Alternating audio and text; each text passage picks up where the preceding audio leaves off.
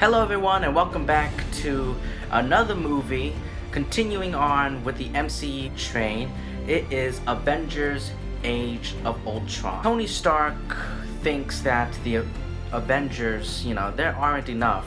He needs something else. He needs something bigger to help him protect the world. So he brings in Dr. Banner and the two of them create Ultron. But of course things don't go well because we wouldn't have a movie if things didn't go well.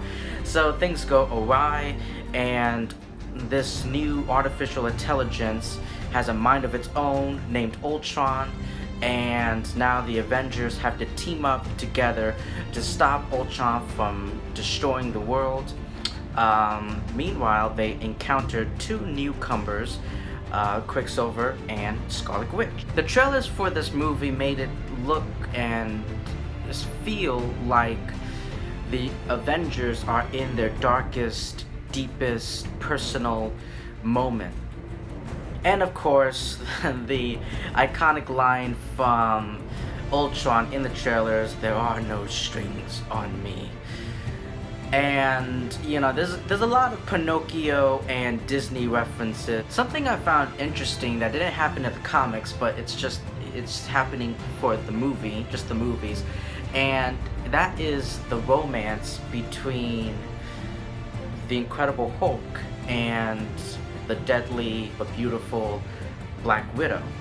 Maybe they're trying to go for the whole Beauty and the Beast scenario. I mean, come on, like I said, there are Disney references.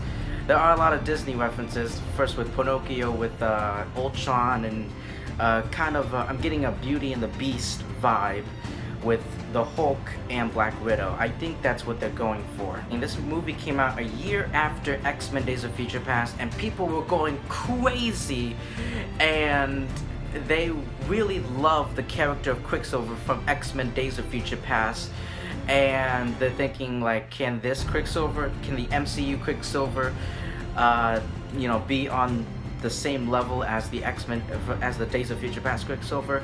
The answer is a hard no. The slow motion scenes in this movie, in Age of Ultron, do look pretty good, but come on, the whole slowing down time and then the music playing in the background in the X-Men movies, those are way better. The Hulkbuster versus the Hulk in that shot in the trailer was so awesome. We seen it, we read it in the comics, and now we're seeing it in live action form, and it was beautiful.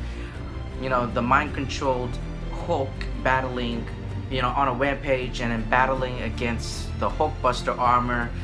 That was awesome. And the way the Hulkbuster detached parts of its armor, and then send in Veronica, send in a bunch of other parts of the armor. That was really cool. Hawkeye was pretty useless, and he was mind controlled by a villain in the first movie. Let's make him important and useful in the second movie. And now we've established he has he has a home, he has a wife, he has kids. I liked him more in Endgame than in Age of Ultron.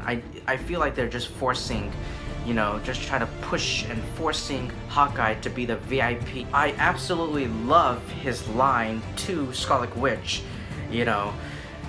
if you stay here, that's fine. I can send your brother to come pick you up, but I can't pay, but I can't play babysit. I can't babysit you.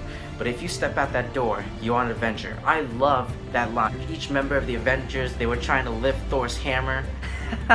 That was probably the best team bonding moment. Each of them having fun.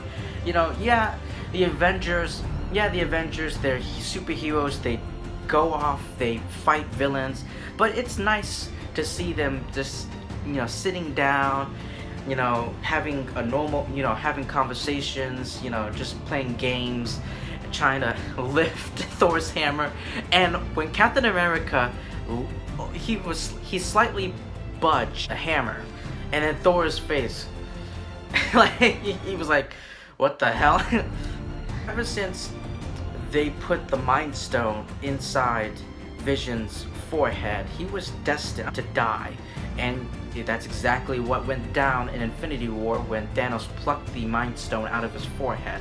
When Vision lifted Thor's hammer, holy shit. Oh my god. Everyone, both in the movie and in the audience that I was with, was completely speechless when Vision lifted Thor's hammer. That was like an oh shit moment. And I'm like, okay, that's it. I love Vision.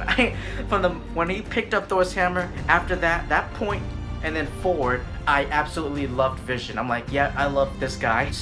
This movie isn't perfect. I felt like Ultron felt rushed. The movie didn't take its time to develop the character of Ultron. It's like, nope, he's automatically a villain. I feel like the movie is setting up too much. It's like trying to build in the universe even more, you know, like Civil War. Like when Steve Rogers and Tony Stark, when they were like chopping the wood in front of Hawkeye's home, like there's a bit of friction and there's a different, they were debating, they were having conflicts. Civil War, setting up Civil War, and then Thor's going on his little side quest and setting up Ragnarok and Infinity War. They're trying to go big and set up this entire universe instead of dialing it back down and making a very good movie. That's pretty much it, everyone. Thank you so much. I know there are a lot of details that I left out, but I don't want to sit here for like an hour or two talking about every details. That's all the major things that I have to say and got out of the way. So let me know what you think of Avengers Age of Ultron, and of course spoil it in the comment section below. Like, comment, subscribe, share this video with your friends and family, and I will see you in my next video.